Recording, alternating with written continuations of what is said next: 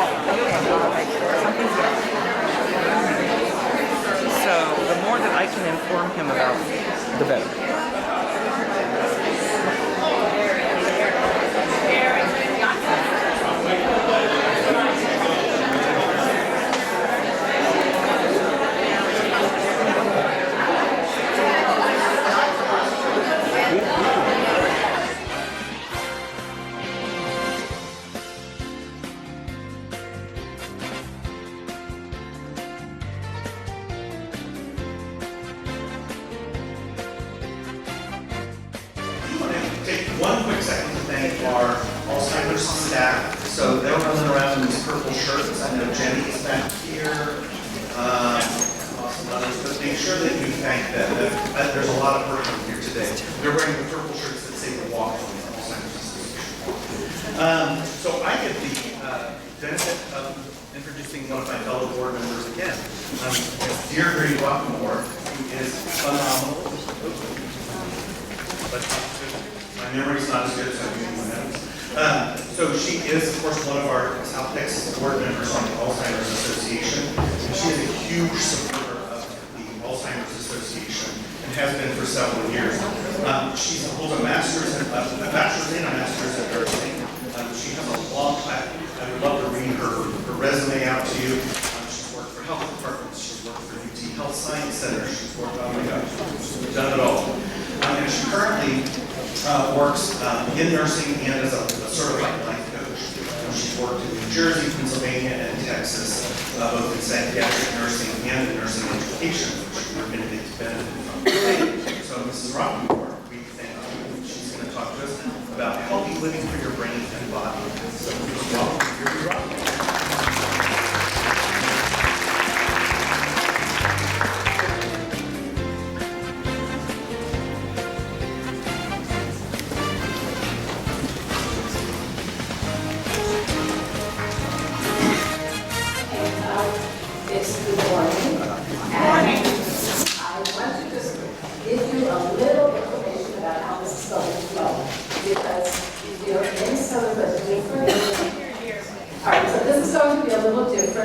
Because I have a prepared script, and the reason for the prepared script is this is an example of a presentation that we do as a community educator. So you will have a really good idea of what we teach when we go out doing community programs. So this is our program on healthy living for your body, for your brain, and your body. So one of the things we wanted to start with, of course, is to tell you that it's already been said that I am a member of the San Antonio and South Texas Board of Directors. But I also have a family connection to Alzheimer's disease. And that's the piece that wasn't addressed. I had a grandmother, my grandmother, who was indeed the love of my life. She suffered from vascular dementia, and so some questions came up earlier about vascular dementia. And we experienced many of the same behaviors, many of the same treatment issues that we talk about when we talk about Alzheimer's disease. I also had an uncle who actually was diagnosed with Alzheimer's disease. And for my family, one of the things that made it very difficult is that no one lived in the same area. We were spread out. And being the nurse in the family, they often would call me for information. Didn't mean they were going to listen, but they called anyway. And sometimes it was just to help them through the frustration that they were experiencing and the pain that they were going through. And it was a painful experience for everybody. So today, what I want to do is I want to share this program with you so that you will see how we're trying to help people stay healthy. And so it may help prevent or decrease the risk related to Alzheimer's disease and other diseases. So to start with, next one. And you'll hear me, no, that's not fine. Okay, so you'll hear me say next slide a lot. All right, so by the time we end this program today, you will identify how certain behaviors affect your brain and bodies. You will list strategies for healthy decision-making in the following areas: sleep, smoking, mental health, physical activity, balanced nutrition, cognitive engagement, and social engagement. So throughout this program, you will hear tips on each of these strategies. And as we go through them, we will be sure, we want you to make sure and take some notes, because by taking notes, it may give you some ideas on things that you can try as you go through your life. Okay, so let's begin by talking about the brain. So the brain is the control center for the entire body. It manages everything, including our thoughts and movement. There are approximately 100 billion nerve cells called neurons in the brain.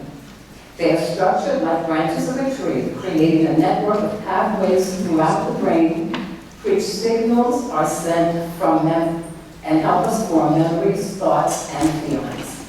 Many diseases can affect the brain.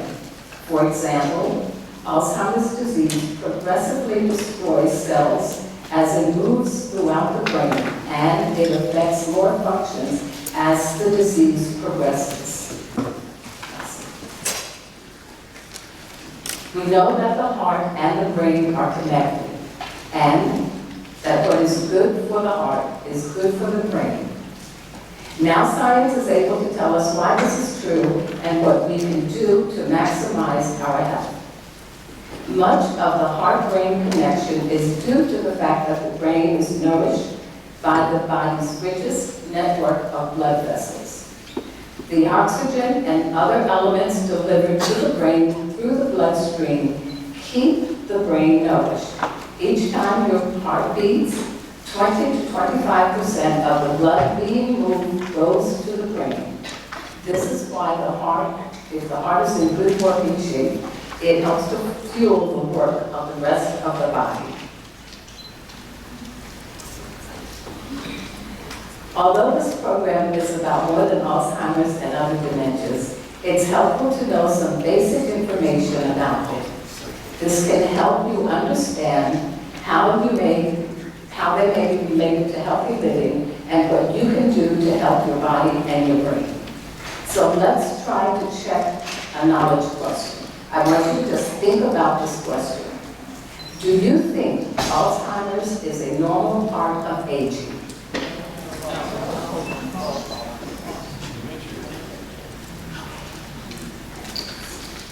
If you answer false, you are correct. Alzheimer's is a progressive and fatal brain disease. Symptoms usually develop slowly and get worse over time. Alzheimer's is a progressive and fatal brain disease. Symptoms usually develop slowly, and while the greatest known risk of Alzheimer's is increasing age, the disease is not a normal part of aging. Most individuals with the disease are 65 and older. After 65, the risk of developing Alzheimer's doubles every 5 years. And by age 85, the risk is about 1 in 3. Next slide. As we get older, it's common to experience some age-related changes to memory or thinking abilities, such as forgetting where we left something but finding it later, or sometimes having trouble finding the right word. This is known as cognitive decline.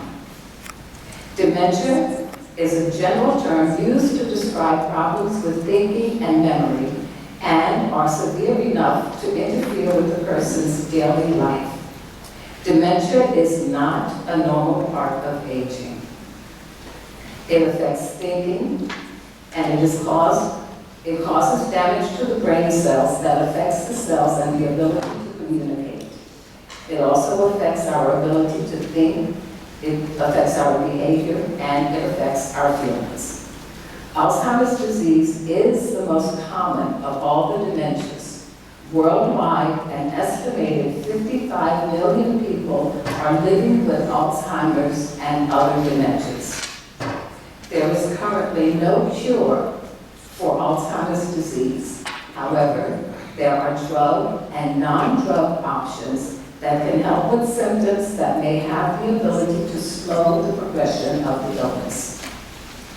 While there are currently no proven methods to prevent cognitive decline or dementia, research has shown that we can take action to reduce our risk of developing it and help maintain or potentially improve our overall health. Next slide. Okay. Now, let's talk about what affects our overall health and well-being. Many factors can impact health, including our genes, family history, environment, and lifestyle. As we age, it's common for us to experience some similar changes, like graying hair and wrinkles, or needing glasses to read. But as individuals, we experience getting older in many different ways. This is due in part to our genes. Genes are beyond our control and influence the way we are. For example, some families' genes allow them to live well into their 90s or even longer, while other families' genes can lead to diseases earlier in life that may shorten their lifespan. In addition, the environment in which we live, work, and play can have significant effects on our health, and many of these are difficult to change and are beyond our control. But we do have some control over other factors involving our health. Making improvements in these could positively affect our overall health, even for individuals with a family history of certain conditions like dementia or heart disease.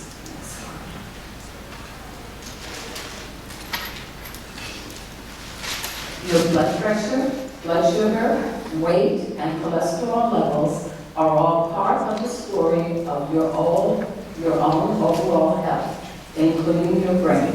It's important to understand these numbers and to keep an eye on them.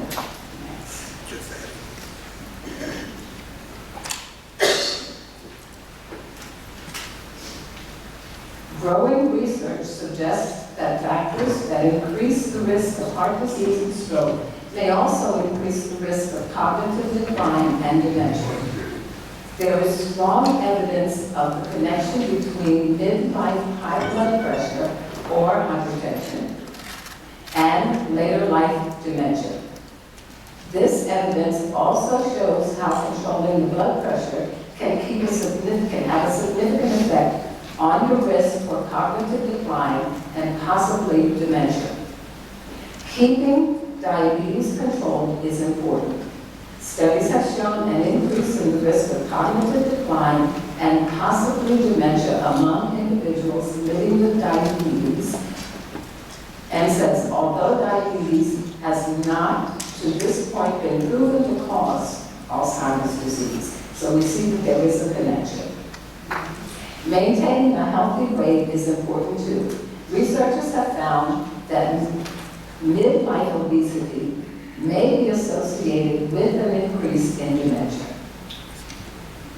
We know that a good cholesterol level is good for the heart, and what's good for the heart is good for the brain.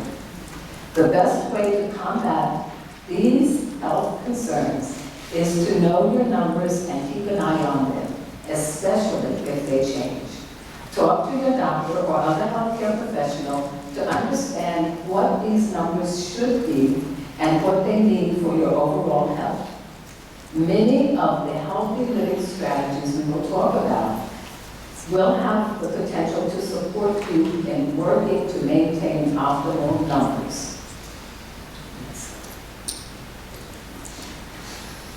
Let's pause for another check or knowledge question. So again, think about this. True or false? It's never too early or too late to incorporate healthy habits. True. Okay, so those of you who answered true, that is absolutely correct. People of all ages can benefit from adding in more healthy behaviors. So let's learn about some of them.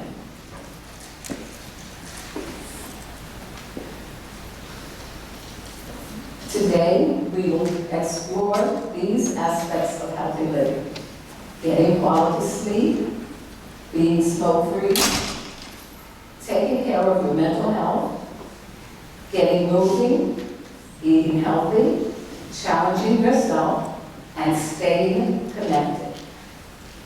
We look at what the science tells us about the changes that we can make in each of these areas. As we touch on each of these areas, think about how they can apply to your own life. Consider how you can do what you enjoy, make gradual changes that are relevant for you and how you live, and to start now, regardless of your age. Next. Okay, first, let's talk about sleep. Quality sleep is essential for overall health and well-being. Not only does sleep allow us to rest and recharge, it also affects our ability to maintain healthy blood pressure and control diabetes.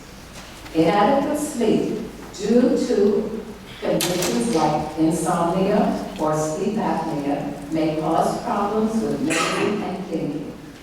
Sleep apnea is a condition in which breathing stops and restarts many times while you are sleeping. Next. Adults should aim to get no less than 6 hours of rest a night. Of course, sometimes there are interruptions from others in the home or noise or other factors that might make this difficult. It's important to try to improve the quality of your sleep when possible. So think about your own sleep habits. Do you get enough sleep? Importantly, do you get enough quality sleep?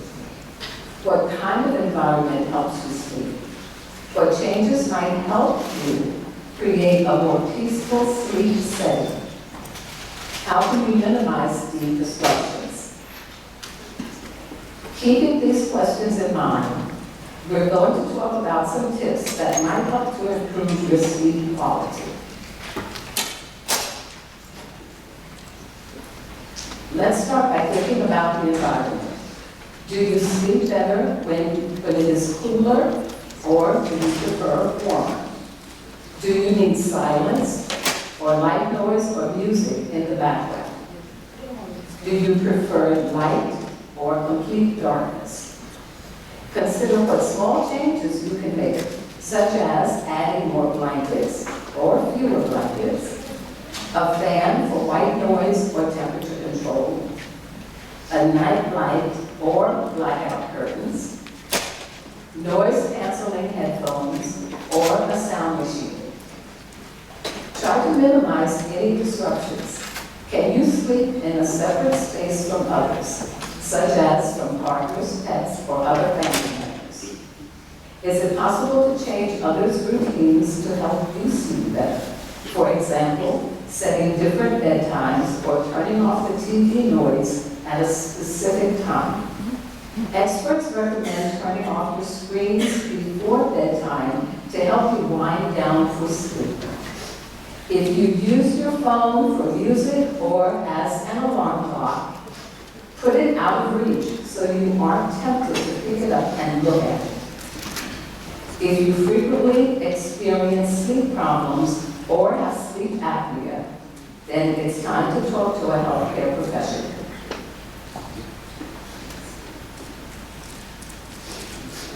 The next aspect of healthy living we'll explore is being smoke-free.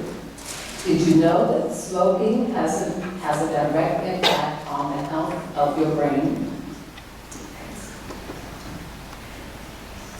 Studies have shown that smoking increases the risk of cognitive decline and may increase the risk of dementia. The benefits of quitting smoking include lower risk of heart attack, stroke, and lung disease, better blood circulation, and avoiding exposing others to secondhand smoke. Quitting smoking may reduce a person's chance of developing cognitive decline and it may actually help it go back down to a non-smoking level.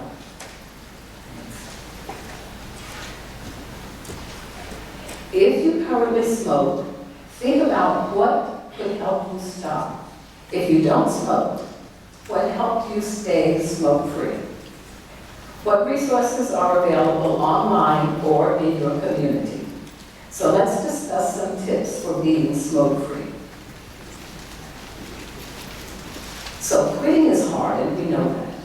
Find support through quit lines and talk to your healthcare professional or your doctor. Look for smoking cessation programs or strategies that will work for you. Take care of your mental health. It is important to prioritize yourself.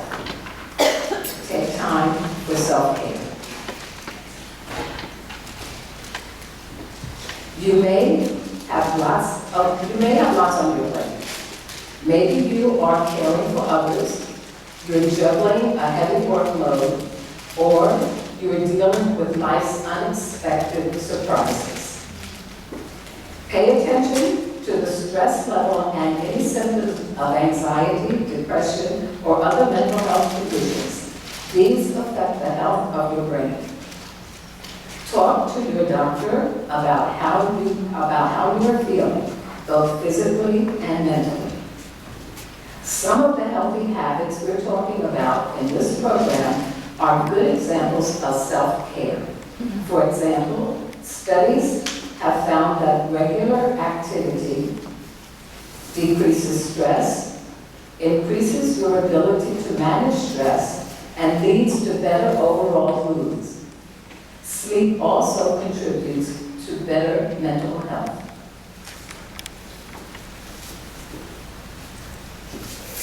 Taking time to care for yourself is important, especially if you are caring for others.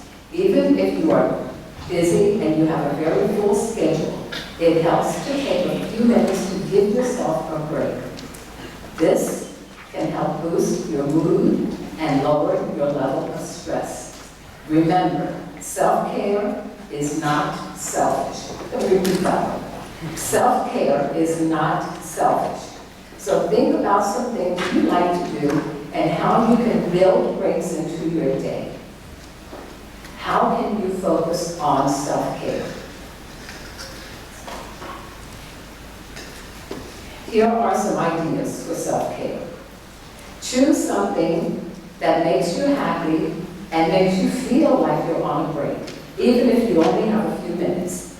So some things you might enjoy: taking a nap, sipping a cup of tea or your favorite beverage, going for a walk, playing a game or completing a puzzle, reading, dancing, singing, making art, baking or cooking, or laughing. So try listening to some funny podcasts or watching a good comedy.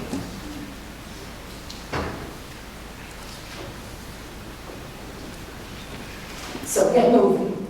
There is quite a bit of research on how physical activity affects the brain and helps keep them as healthy as possible.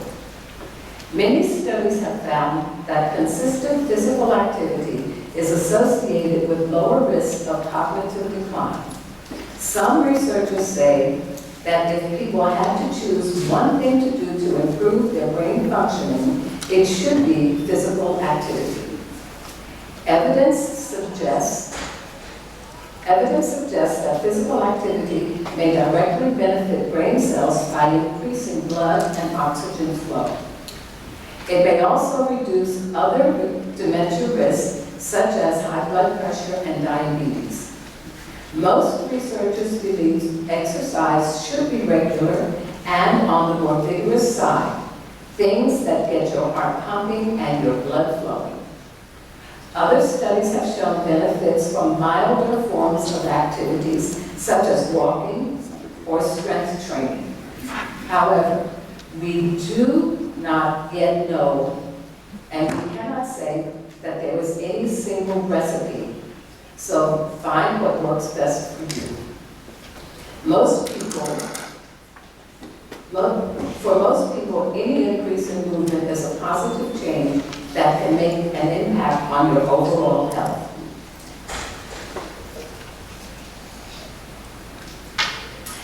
It can feel hard or overwhelming to think about adding more movement to your already full schedule. But little changes add up. Researchers show that 20 to 30 minutes of walking a few times a week can have health benefits. The most important thing is to be active as much as you can and to do activities that you enjoy so you will continue doing them. So what activities do you want to try? How can you find more physical time in your day? Is there someone you can ask to join you? Here are some tips to help you get started incorporating more physical activity into your routine. If this is new for you, start small and find things that you might enjoy as a part of your day. Walk around your neighborhood. Take the stairs more often, or even in San Antonio, get off the bus at bus stop earlier if that's possible. Think about what activities you like or what you would like to try. Try to move quickly to get your heart rate up and to break a sweat. Activities like tennis and dancing are great things to do. Ask friends to join you. This way, you can make it social, and that is another benefit of brain health. And you get support for starting something new and making it a routine. As always, check with your doctor or other healthcare professional to make sure that these new activities are safe for you.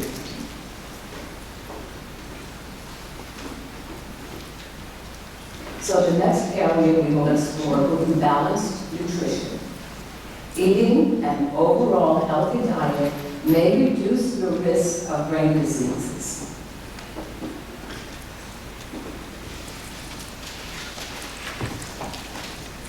As we've already discussed, what's good for the heart is also good for the brain.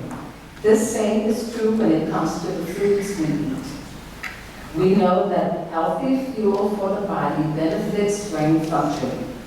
Eating a balanced diet may reduce your risk of heart disease, cancer, Parkinson's disease, Alzheimer's, stroke, and diabetes. But there are many differing opinions about what is the best way to maximize your health. Research on the relationship between nutrition and cognitive functioning is somewhat limited, but it does point to the benefits of balanced nutrition. Two good examples of this are the DASH diet and the Mediterranean diet.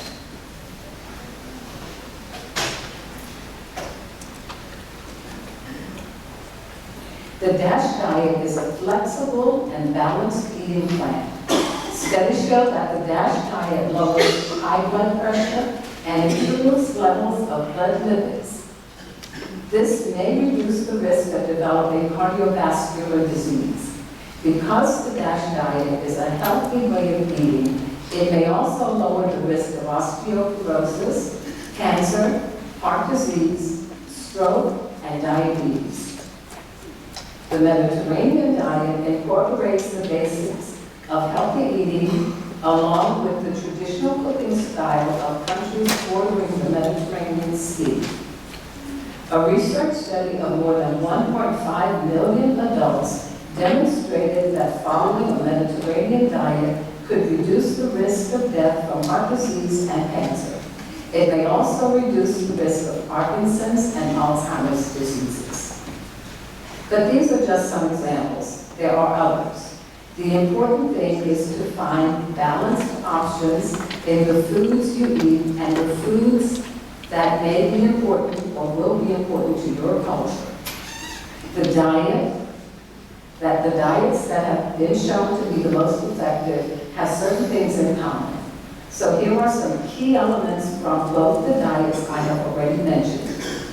You might be pretty familiar with some of these, and so you want to take a minute to start thinking about how they would fit into your meal and how you eat and what you eat regularly, or what is important to you and your culture and family.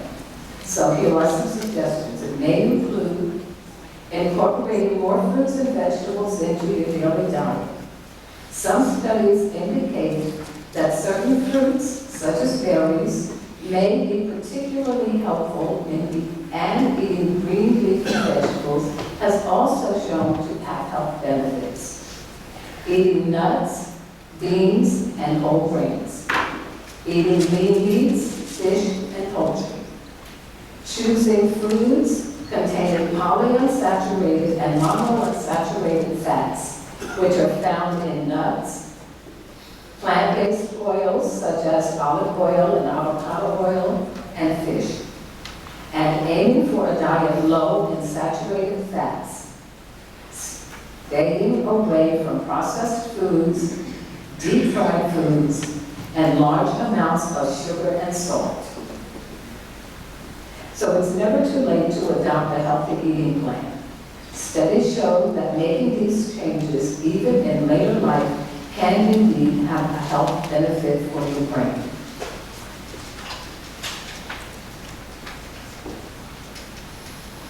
But making these changes is what we regularly eat is hard. Let's talk about suggestions on how to make some of these healthier changes and make them work for you.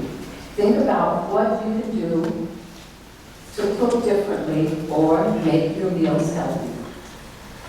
What healthy foods could you swap in? And what foods would you be willing to try? So let's go over some tips for healthy eating. Use olive oil instead of butter in preparing foods. Use sodium-free spices or flavoring instead of salt. Don't add extra salt to cooking rice, pasta, and hot cereal. Read food labels and choose low sodium or no salt added options. Focus on what can be added instead of what can be taken away. So we're talking about maybe adding fruit as a snack or vegetables to your pasta. Choose plain, fresh, frozen, or canned vegetables. Build meals around vegetables, beans, and whole grains. Choose fresh or frozen skinless poultry, fish, and lean cuts of meat. Eat fish a couple of days a week. Serve fresh fruit for dessert.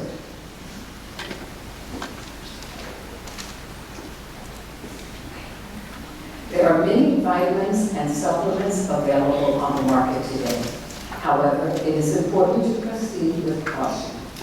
The World Health Organization says that vitamin supplements are not recommended to reduce the risk of cognitive decline or dementia. Balanced nutrition, like we have just discussed, will have the biggest advantage in promoting health for your body and your brain, not supplements. Labels for supplements cannot make drug claims or state that they alleviate symptoms of diabetes or other diseases because they are not drugs as defined by the FDA. Many are created with little or no regulation and may be potentially dangerous. So you want to be aware of false claims and know that vitamins and dietary supplements may react or interact with your medications. So the best way to understand and address how to care for yourself is to talk with your healthcare professional. If you do have a nutritional deficiency, they can identify this and they can counsel you on the right steps to take. Supplements should only be used under the supervision of a medical professional. So next, let's see how much you know about your health. The question, challenging, and you're going to answer true or false. So challenging your brain may help lower the risk of cognitive decline. Okay, this is true. So you want to continue to challenge your mind as you age, and this may help lower the risk of cognitive decline. Challenging your mind might have short and long-term effects and benefits on your brain.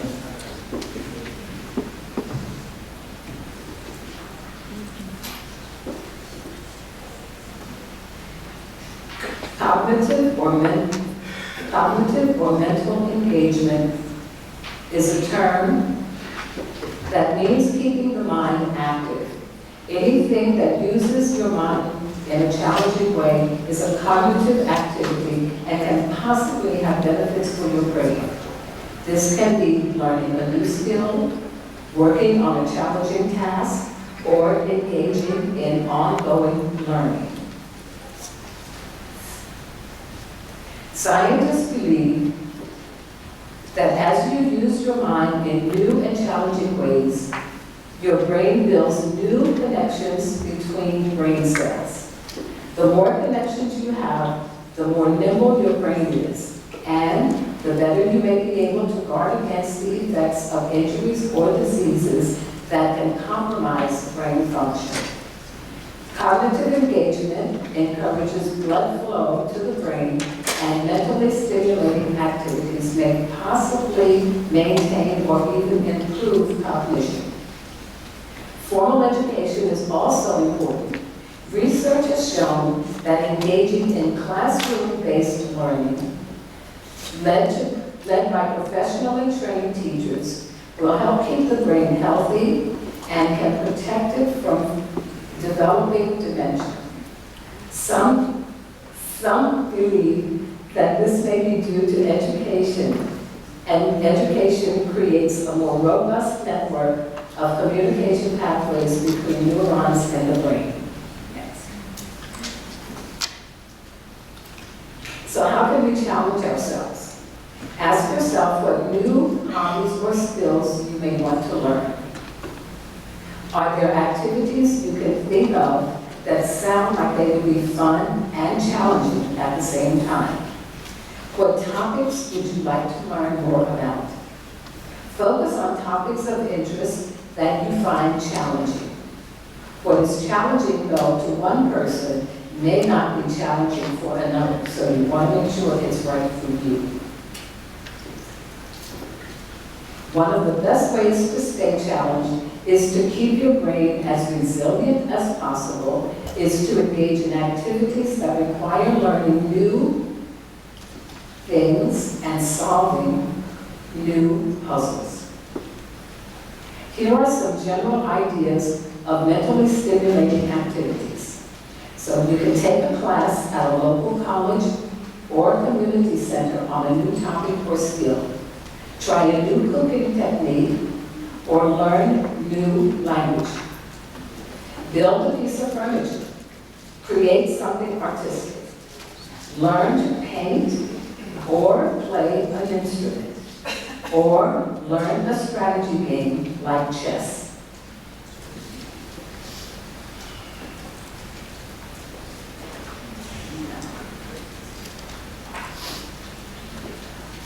While completing jigsaw puzzles or crossword puzzles, they can be a very good way to manage stress, cognitive engagement, and it is about solving a problem that may have you stumped, or figuring out ways to approach a similar task in a more effective way. It requires that you think steps ahead and make plans for adapting to changes. This could be like what you do when you're playing chess. You're always thinking about the next move or 2 moves ahead of what your partner might be doing. But we want to caution you here.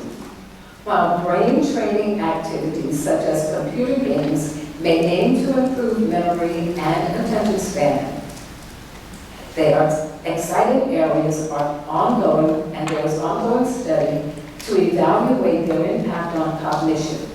None of these activities are currently proven to prevent dementia or Alzheimer's disease. So be cautious of commercially marketed brain games that make big claims and big promises about how they're going to help you.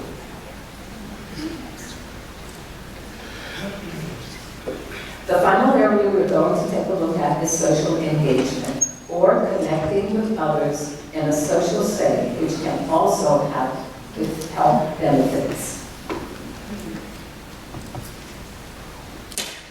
There is some research that shows connecting with others may support brain health. Those who are regularly engaged with other people also tend to have reduced rates of mortality and disability. We know that people don't do well in isolation. When people feel well connected to others, they tend to make healthier choices in other parts of their lives. There are many ways to connect with people and reap the benefits of social interactions. As always, do activities that are meaningful to you. These will provide the greatest connection with those around you. Think about how you like to connect with others and where you might be and how you might engage in some of these other opportunities, such as getting involved in your community or joining a club or a group.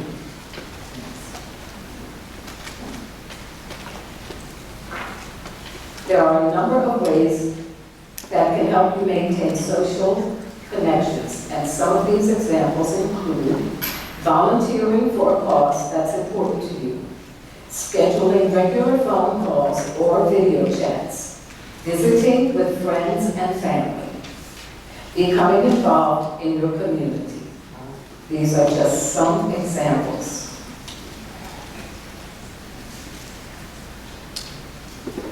So let's recap what we've learned in today's discussion. In general, a key principle is that what is good for the heart is good for the brain. The important elements of healthy living for your brain and body include getting quality sleep, being smoke-free, taking care of your mental health, being physically active and eating healthy, and challenging yourself and staying socially connected. All of these things have potential benefits. In fact, there is ongoing research into how engaging in multiple activities across these areas may have the greatest benefit for your brain health. Wherever possible, think about how you can make these changes that will affect more than just one area at the same time to maximize the health benefits with these habits. For example, taking a walk with a friend, combines physical activity with social engagement. You can make small changes that will have a significant impact, helping to live as well as possible. It's never too early or too late to start building more healthy habits into your life. Before we wrap up, let's learn a little bit about the Alzheimer's Association and some of the additional resources we offer.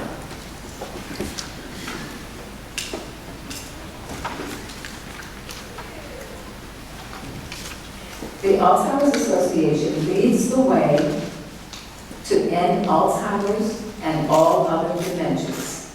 And we do it by accelerating global research, driving risk reduction and early detection, and maximizing quality care and support.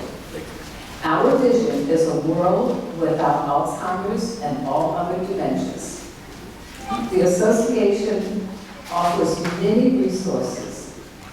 One example, or several examples, I'll start with our free 24/7 helpline, and the number is on the screen, 1-800-272-3900. This number is always available, anytime, day or night, and it provides access to highly trained and knowledgeable staff who can help with education, decision-making support, crisis assistance, and resource identification. We have an online resource that can be found at alz.org, and this includes education programs covering a wide range of topics. We also have the Alzheimer's Association and the AARP Community Resource Finder, which includes a wealth of resources that are available to you, including long-term care and community-based services, also local association offices and additional programs and support services. So that concludes the program as an example of what we offer when we do community education. And so at this time, I would ask, are there any comments or questions?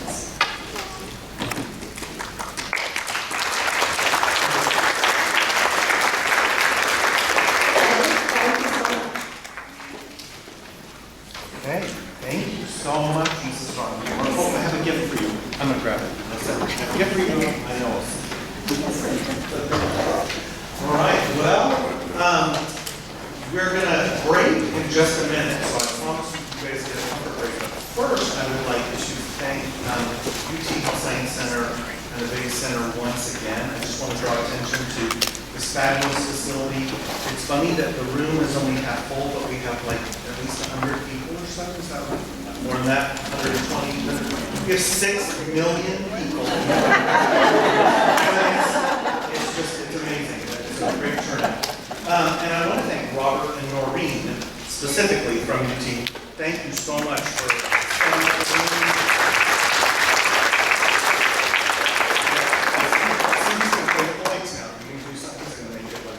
I thought you were going to do some fanfare. But thank you. And so at this time, I'd like to call Mona Tanuka. Oh my gosh. Laura. I knew I didn't know your last name. I'm sorry, Mona. With Seasons Memory Care. To tell us a little bit about what they do. And thank you for your support.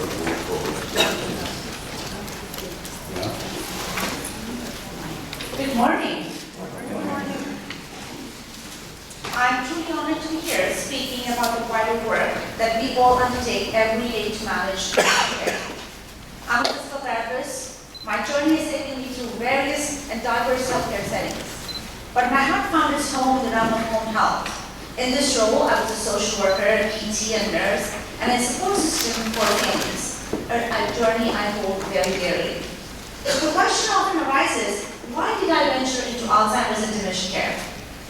26 years ago, I embarked on this mission with a clear vision how I wanted to create a care facility, leading me to establish Seasons. From my initial 16-bed facility in 2013, Seasons has now grown to 6 small, secure home-like settings with 16 to 24 beds. Our staffing ratio is among the highest, We have nurses and activities and exceptional level of care. And pricing is also fixed, all-inclusive, no rate hikes, and no levels of care.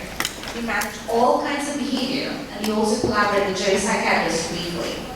In 2017, I added hospice services, and we provide invaluable support to patients and their families. We also opened a 6-bed inpatient unit just 2 months ago, and it's the only unit in the San Antonio area with 50 liters of wall oxygen. In 2020, we had unprecedented challenges. At that time, we introduced visiting practitioners in palliative care. I love this. Our focus expanded to offer primary and palliative care services to home-bound patients. We also do transitional care visits, we have a community oncology program, and we manage our patients and reduce unnecessary hospitalizations. As I follow the ongoing research progress, I'm captivated by the progress being made. And I'm eagerly waiting the day when we find a drug to delay or halt the progression of this disease, or perhaps even a cure. Thank you for your attention and invaluable work each of you do to contribute to this field. Thank you.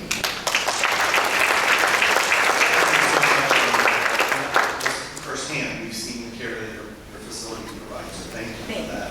Okay, and I know that our speakers have been fantastic, but let's admit it, the real reason you're awake is because of the coffee that was provided by the Foundation. So Fernanda, what's wrong with me? I know both of you. Fernanda with the Cansaba Foundation, thank you for your support.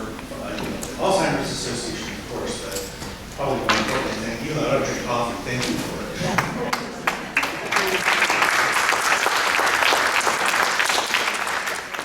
Good afternoon, buenas tardes. My name is Fernanda Cardenas and I am the Executive Director to the Cansaba Foundation. Did y'all like my coffee? I brewed it all us all this morning, 5 a.m. Loved it. You liked it? Thank you. We're so happy to be a sponsor to the Alzheimer's and also to let you know that the Cansaba Foundation is here to support our older adults. If there's any reason, we're here to support you with resources.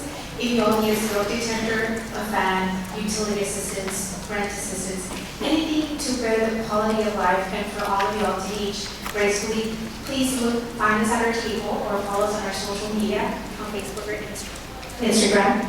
And also call us. We are here for you. You are not alone. We are here to support you and to thank you. A lot of us, we would not be here if it wasn't for you. You all are the backbone of this community and we are walking on the road that you all paved for us. So thank you.